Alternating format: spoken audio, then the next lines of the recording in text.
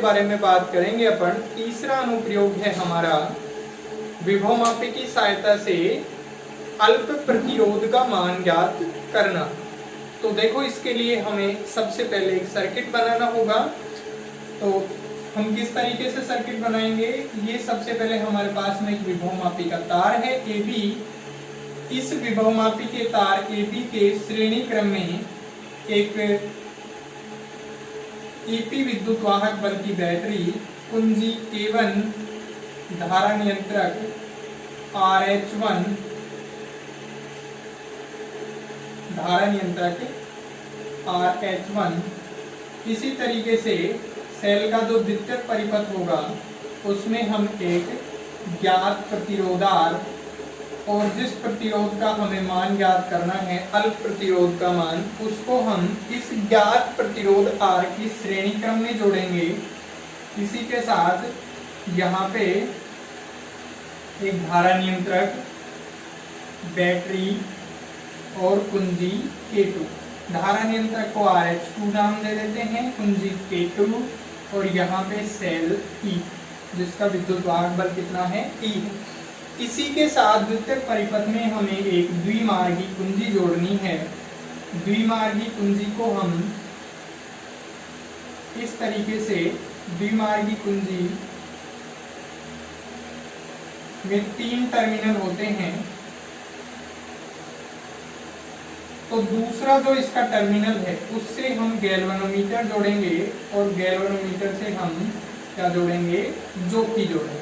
ठीक है, तो इस तरीके से ये हमारा परिपथ तैयार हुआ। तो परिपथ रचना में हम कुछ इसी तरीके से लिखेंगे जो हमने ये परिपथ बनाया है। अब अपन बात करते हैं कि किस तरीके से हम विभवमापी की सहायता से, इस परिपथ की सहायता से अल्प प्रतिरोध स्मॉल r का मान ज्ञात करेंगे। तो सबसे पहले कुंजी K1 में डॉट लगाएंगे हम, और कुंजी K1 में डॉट लगा करके कुंजी K2 में डॉट लगाएंगे। ठीक है, और इसी के साथ में ये जो हमारे पास में द्विमार्गी कुंजी है, इसके टर्मिनल 1 और 2 के बीच डॉट लगाएंगे। तो अब देखो, जब इस द्विमार्गी कुंजी के टर्मिनल 1 और 2 के बीच में डॉट लगाएंगे तो हम ये देखेंगे कि परिपथ में यहाँ पे सिर्फ ये प्रतिरोध कैपिटल R जुड़ गया, जिसका मान अपने को पता है। यहाँ पे ये सेल, इससे प्रवाहित धारा, यानी कि इस प्रतिरोध में प्रवाहित धारा मान लेते हैं अपन कितनी है, I है। ठीक है, तो हम संतुलन की लंबाई अगर ज्ञात करें, ठीक है, हमने क्या किया, कुंजी K1 में डॉट लगाई, K2 में डॉट लगाई, उसके बाद में द्विमार्गी कुंजी के टर्मिनल 1 और 2 के बीच डॉट लगाई। तो ये प्रतिरोध कैपिटल R द्वितीयक परिपथ में जुड़ गया। अब इस प्रतिरोध के सिरों पर उत्पन्न विभवांतर के लिए हम संतुलन की लंबाई ज्ञात करेंगे।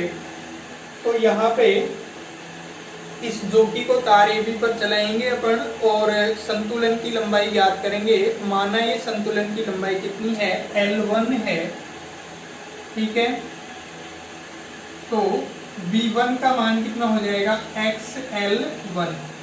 X क्या है, विभव प्रवणता, L1 क्या है, इस कैपिटल R के सिरों पर उत्पन्न विभवांतर V1 के लिए विभव प्रवणता का मान है। ठीक है, तो ये V1 की बात हो गई। अब देखो, इस V1 की बात करें तो V1 का मान अगर हम ओम के नियम से निकालना चाहें तो ओम के नियम से V1 इज इक्वल टू कितना हो जाएगा, IR। देखो, इसमें इस सेल के द्वारा प्रवाहित धारा कितनी है, I, ये प्रतिरोध R, तो इसके सिरों पर उत्पन्न विभवांतर ओम के नियम से कितना हो जाएगा, IR। ठीक है, तो यहाँ पे IR XL1 इसको दे दिया समीकरण नंबर 1। ठीक इसी तरीके से अब हम क्या करेंगे, 1 और 2 के बीच से डॉट हटाकर 2 और 3 के बीच लगाएंगे। तो अब परिपथ में प्रतिरोध R प्लस R जुड़ गया। देखो, R और R ये श्रेणी क्रम में है, तो तुल्य प्रतिरोध capital R plus small r। ठीक है, इसके सिरों पर उत्पन्न विभवांतर के लिए संतुलन की लंबाई ज्ञात करेंगे। संतुलन की लंबाई मान लेते हैं कितनी है, L2 है। ठीक है, विभव प्रवणता x है तो V2 का मान कितना हो जाएगा भाई, XL2। ओम के नियम से V2 का मान कितना लिखेंगे, IR प्लस R। ठीक है, तो ये कितना हो गया, IR प्लस R XL2। इसको दे दे इक्वेशन नंबर 2। ठीक है, अब यहाँ पे अपन बात करें तो इन दो इक्वेशन से अपने को किसका मान निकालना है, स्मॉल r का मान। तो ये आसानी से निकाला जा सकता है। हम क्या करेंगे, समीकरण 2 में समीकरण 1 का भाग दे देंगे। तो समीकरण 2 में 1 का भाग देंगे तो देखो I R प्लस R बटा में IR XL1 x से x कट गया, यहाँ से I से I कट गया, ये R का भाग इसमें देंगे 1 R upon R is equal to L2 upon L1। इसको सोल्व करेंगे, R अपॉन R ये 1 माइनस का L2 upon L1 minus 1 small r is equal to, इसको ले चलेंगे L2 minus L1 upon L1 गुणा में कैपिटल R।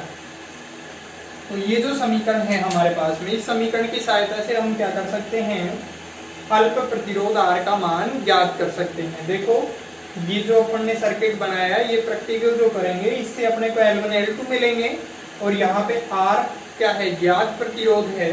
तो इस तरीके से इन सब के मान यानी कि L1 L2 और R के मान रखते हुए हम क्या कर सकते हैं, हम स्मॉल r का मान ज्ञात कर सकते हैं। ठीक है।